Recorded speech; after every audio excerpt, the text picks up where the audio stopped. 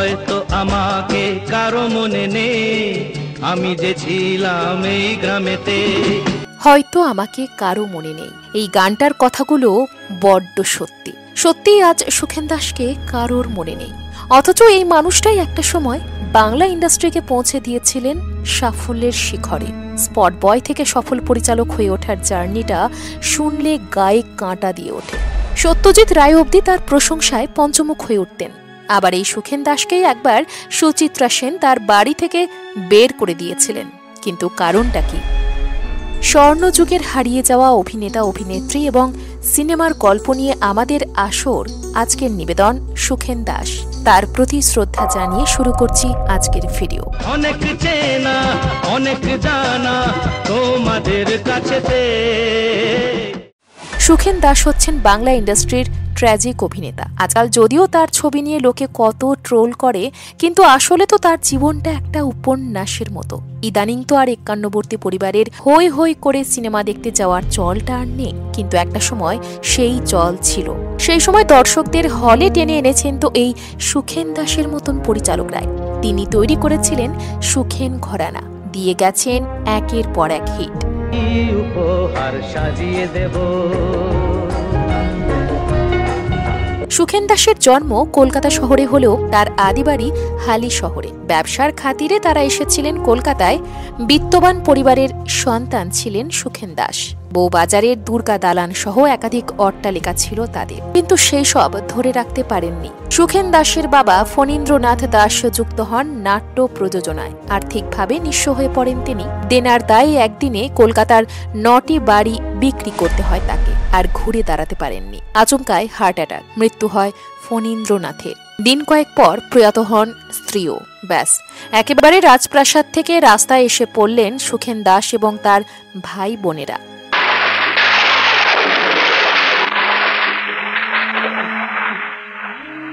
কোনো এক আত্মীয়ের দয়ায় তাদের ঠাঁই হয় এক অনাথ আশ্রমে। কিন্তু সুখেন দাসের ছোট থেকেই যে বড্ড এক জেদি। অনাথ আশ্রমের 4টি দেওয়াল তাকে বন্দি রাখতে পারল না। একদিন ফাঁক বুঝে পালিয়ে এলেন সেইখান থেকে। সেই দিন থেকেই রাস্তায় হলো তার ঠিকানা। অন্যের দয়া আর ছোটখাটো কাজ কোনো মতে দুমুঠো খাবার জুটে যাচ্ছিল। একদিন ধর্মতলার মোড়ে দেখা হয়ে গেল এক দয়ালু চিকিৎসকের সঙ্গে। সুখেন দাসের মুখে যে বড় মায়া। ছোট্ট ছেলেটাকে দেখে তিনি বললেন তার ক্লিনিকটা পরিষ্কার পরিচ্ছন্ন করে রাখতে পারলেই হয়ে যাবে থাকা খাওয়ার ব্যবস্থা। সেই থেকেই তিনি ওই চিকিৎসকের সঙ্গী। কিন্তু সেখানেও কি বেশি দিন টিকলেন না? টিকলেন না। আসলে সুখেন দাস ছোট হলে কি হবে, তার স্বপ্নটা যে ছিল অনেক বড়। নিজেকে স্বস্তির জীবনে আটকে তিনি কোনোদিনই রাখতে চাননি। বাবার যে রকম নাটকের প্রতি টান ছিল সেটাই ফুটে উঠতে লাগলো তারও মধ্যে। সুযোগ পেলেই চলে যেতেন সিনেমা হলে, থিয়েটারে। লুকিয়ে চুরিয়ে দেখতেন কিভাবে মানুষ তামাশা করে রঙ্গমঞ্চে। ওইভাবেই দেখে দেখে শুরু হলো অভিনয় শেখা। কিন্তু শুধু তো শিখলেই হবে না, মাথায় যে ভূত চাপলো, অভিনয়টা করতেও হবে। একটা স্ট্যাম্প পেপার সঙ্গে এনেছি, এটা সই করে দিতে হবে। সুখেন দাসের বয়স তখন কত? বড়জোর 9-10 বছর। কাজের আশায় ঘুরতে লাগলেন স্টুডিওর গেটে গেটে। প্রথমটা শিখেছিল না, দারোয়ানদের সঙ্গে প্রায় লেগে যেতেন ঝামেলায়। একদিন তো মার কাট ব্যাপার। এমন সময় সেখানে হাজির জেডি ইরানি। তিনি মুগ্ধ হলেন ছোট্ট সুখেনের অ্যাটিটিউড আর সাহসিকতায়। তাকে নিয়ে গেলেন ফ্লোরে, বললেন দেখাও দেখি কেমন অভিনয় তুমি পারো। সুখেনকে তখন কে পায়? যা যা শিখেছিলেন সিনেমা দেখে সব ডায়লগ উগড়ে দিলেন একটার পর একটা। জেডি ইরানি তো ব্যাপক খুশি। যাই হোক, ছেলেটার এলেম আছে বলতেই হবে। তিনি সুখেনকে বহাল করে দিলেন স্টুডিওর স্পট বয়ের কাজে। ভাগ্য চমকালো 1949 সালে। পূর্ণ হলো স্বপ্ন। বিখ্যাত পরিচালক দেবনারায়ণ গুপ্ত দিলেন প্রথম সুযোগ। ছবির নাম দাসীপুত্র। সুখেনকে শিশু শিল্পীর ভূমিকায় অভিনয় করতে হবে। তখন তার বয়স কত? মাত্র 11 বছর। সেই থেকে শুরু হলো মাস্টার সুখেনের পথ চলা। এরপর আর থামতে হয়নি।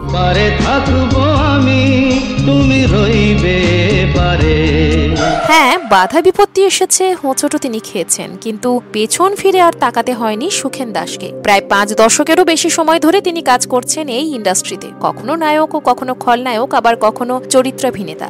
70-এর দশকের পর বাংলা ছবির বাণিজ্যিক ধারায় যখন পরিবর্তনের হাওয়া লেগেছে, সেই সময় সুখেন দাস হয়ে উঠলেন পারিবারিক মেলোড্রামার অন্যতম মুখ। অভিনয় থেকে হাত পাকালেন পরিচালনাতেও। হয়তো অনেক ছবি এমন আছে যেটা আপনি দেখেছেন, কিন্তু জানেনই না যে সেটি সুখেন দাসের পরিচালনায় তৈরি।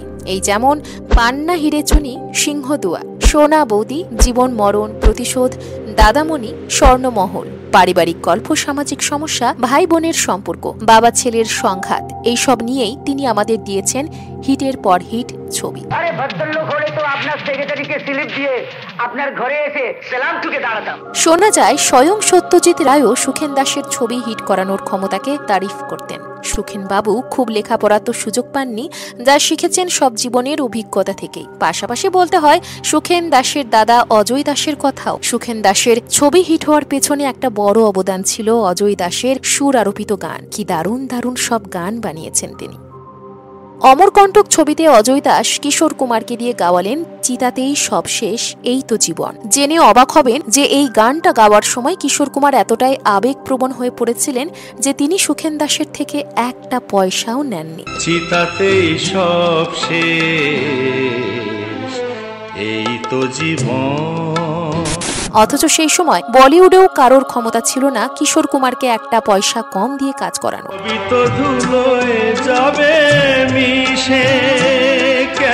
প্রতিশোধ ছবিতে অজয় বাবুর ডিরেকশনে কিশোর কুমার গাইলেন, হয়তো আমাকে কারো মনে নেই, আমি যে ছিলাম এই গ্রামেতে। কি মনে পড়ছে ছোটবেলার স্মৃতি? তখন ক্যাসেটের যুগে প্রায় প্রত্যেক বাড়িতেই বাজতো এইসব গান। আমাদের বাবা ঠাকুরদাদের খুব পছন্দের গান ছিল এইসব। সত্যি অদ্ভুত অসাধারণ সব গান আমরা পেয়েছি সুখেন দাস এবং অজয় দাসের হাত ধরে। জবাব দিতে সবকিছুরই হিসাব নিতে। প্রতিশোধ ছবিতে তিনি একসাথে নিয়ে এসেছিলেন উত্তম কুমার, সৌমিত্র চট্টোপাধ্যায়, প্রসেনজিৎ চট্টোপাধ্যায়, ভানু বন্দ্যোপাধ্যায়, অনুপ কুমার, মহুয়া রায়চৌধুরী, সাবিত্রী মুখোপাধ্যায়ের মতো রথী মহারথীদের। কি অনবদ্য একটা ছবি প্রতিশোধ।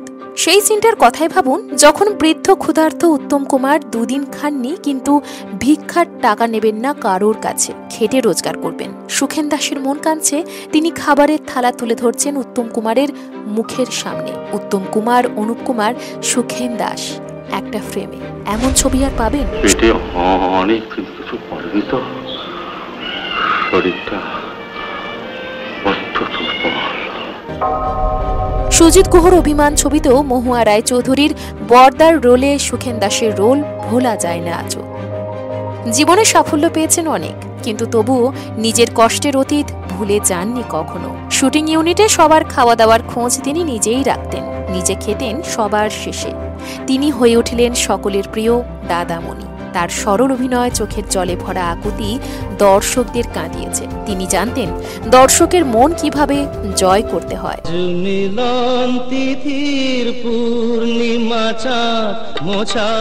সুখেন দাসের খুব ভালো সম্পর্ক ছিল সুচিত্রা সেনের সঙ্গে। ভালোবাসা ছবির সেট থেকেই দুজনের আলাপ। সেই সময় সুখেন দাস ছিলেন ভালোবাসা ছবির স্পট বয়। ছোট ছেলেটার মুখে একটা নিষ্পাপ মায়া আর সারল্য ছিল। চরম দারিদ্র, কিন্তু তাও কাজের প্রতি নিষ্ঠা আর দায়িত্বে কোনো খামতি ছিল না। তখন থেকেই সুখেন দাসকে আপন করে নিয়েছিলেন সুচিত্রা সেন। বাকিদের কাছে তিনি ম্যাডাম সেন হলেও সুখেনের জন্য ছিলেন দিদিভাই, আর সেই সম্পর্ক ছিল আজীবন।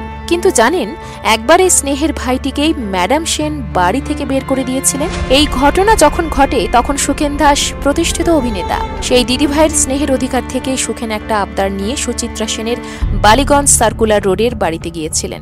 আবদার হচ্ছে তার মান অভিমান ছবিতে সুচিত্রা সেনকে অভিনয় করতে হবে। সেটা 1977-78-এর কথা। ম্যাডাম সেন ঠিক করেছেন অভিনয় থেকে এবার পাকাপোক্ত বিদায় নেবেন। পারিশ্রমিকও বাড়িয়েছেন 3 গুণ। পরিচালক প্রযোজক যেই আসেন তাকেই বিদায় করেন নানান অজুহাতে। এমন সময় তার বাড়িতে সুখেন দাস হাজির আবদার নিয়ে। মিসেস সেনকে ভেবেই ছবির স্ক্রিপ্ট লিখেছেন তিনি। সুচিত্রা সেন দেখা তো করলেন, কিন্তু প্রস্তাব শুনেই রাগে ফেটে পড়লেন বোমার মতো। চিৎকার করে বলে উঠলেন, এক্ষুনি তুমি আমার বাড়ি থেকে বেরিয়ে যাও। গটগট করে চলে গেলেন ভেতরে। এদিকে সুখেন দাস হতভম্ব। তার দিদিভাই এমন করে অপমান করতে পারল? চোখ দিয়ে জল বেরিয়ে গেল যেন। তবে কি এতদিনের সম্পর্কের কোনো মূল্য নেই? ভাবলেন এটাই তো তার প্রাপ্য ছিল। দোষ দিলেন নিজেকে। যখন ম্যাডাম অভিনয় করা প্রায় ছেড়ে দিয়েছেন, তখন তাকে অভিনয় করার অনুরোধ না করলেই হতো, সম্পর্কটা অন্তত থাকতো। এরপরই শুরু হলো মান অভিমান ছবির শুটিং। সুচিত্রা সেনের রোলটা করলেন সুমিত্রা মুখার্জি, সঙ্গে অনিল চ্যাটার্জি। ছোটদের গল্প নিয়ে ছবি, মা ও সন্তানের গল্প। নিউ থিয়েটার্সের 1 নম্বর স্টুডিওতে চলছে শুটিং। হঠাৎ সবাইকে চমকে দিয়ে সেটে হাজির সুচিত্রা সেন। সকলেই হতবাক, এ স্বপ্ন না সত্যি? শুটিং বন্ধ করে দৌড়ে এলেন সুখেন দাস। চোখের গগলসটা খুলে দিদিভাই সুখেনকে বললেন, তোমার ছবির শুটিং দেখতে এলাম। লাটে উঠল শুটিং। সুচিত্রা সেনের মেজাজের সামনে কোন সাহসে শুটিং করবে? তবু শুরু হলো মান অভিমান শুটিং। বেশ অনেকক্ষণ বসে বসে দেখলেন সবার অভিনয়। এরপর সুখেন দাসকে শুভেচ্ছা জানিয়ে বেরিয়ে গেলেন সেট থেকে। শুধু বলে গেলেন, আরও সফল হোক সুখেন। সত্যি সেদিন ম্যাডাম সেনের ব্যবহারে অভিভূত হয়ে গেছিলেন সকলে। যে মানুষটা একদিন বাড়ি থেকে বেরিয়ে যেতে বলেছিলেন, আজ কোনো খবর না দিয়েই সশরীরে হাজির। এ ম্যাডামের পক্ষেই সম্ভব। দিদিভাই তার ভাইকে যেমন বকেছিলেন, আবার স্নেহ দিয়ে ভরিয়েও দিলেন। একেই বোধহয় বলে সুচিত্রা সেনের মুড, যার তল পাওয়া যায় না। আমার নামে এই ডিগ্রি পাস করছে। ডিগ্রি পাস করছে? হ্যাঁ, কাউন্সিলটা আমাদের কত পাঠাবে? জীবনের শেষ দিকে এসে কিছুটা একা হয়ে গিয়েছিলেন সুখেন দাস। বাংলা সিনেমার ধরনও বদলেছিল, তার ঘরানার ছবির দর্শকও কম ছিল। কিন্তু তিনি শেষ দিন পর্যন্ত সিনেমাকেই ভালোবেসে গেছেন। তার মেয়ে প্রিয়া দাসও অভিনয়ে এসেছিলেন, তবে সেইভাবে সাফল্য পাননি। আর নাতি বনি সেনগুপ্ত তো আজও স্ট্রাগল করছেন ইন্ডাস্ট্রিতে জায়গা করার জন্য। তবে দাদুর সাফল্যকে তিনি এখনো ছুঁতে পারেননি। তবে খারাপ লাগে এটা ভেবে যে ইন্ডাস্ট্রিকে অনেক কিছুই দিয়েছেন তিনি, কিন্তু বদলে কোনো সম্মাননা আজও জোটেনি। সরকারি পুরস্কার তো দূরে থাক, বেসরকারি পুরস্কার পর্যন্ত না। আর ইদানিং তো দেখি তার ছবি নিয়ে কত ট্রোল, হাসি ঠাট্টা। এটাই কি তার প্রাপ্য? ডেভিড, আমি তোর বাপ ওয়াদা করছি, আমার জান কবুল করে তোর মুখে হাসি ফোটাবো। সুখেন দাস হয়তো বাংলা সিনেমার মহানায়ক ছিলেন না, কিন্তু তিনি ছিলেন মানুষ নায়ক। তিনি সেই পরিচালকের নাম যিনি শিখিয়েছিলেন জেদ থাকলে একটা সাধারণ চেহারা নিয়েও অসাধারণ হয়ে ওঠা যায়। ওই বাতাসের যাওয়া আশায় জড়ানো আমারই গান।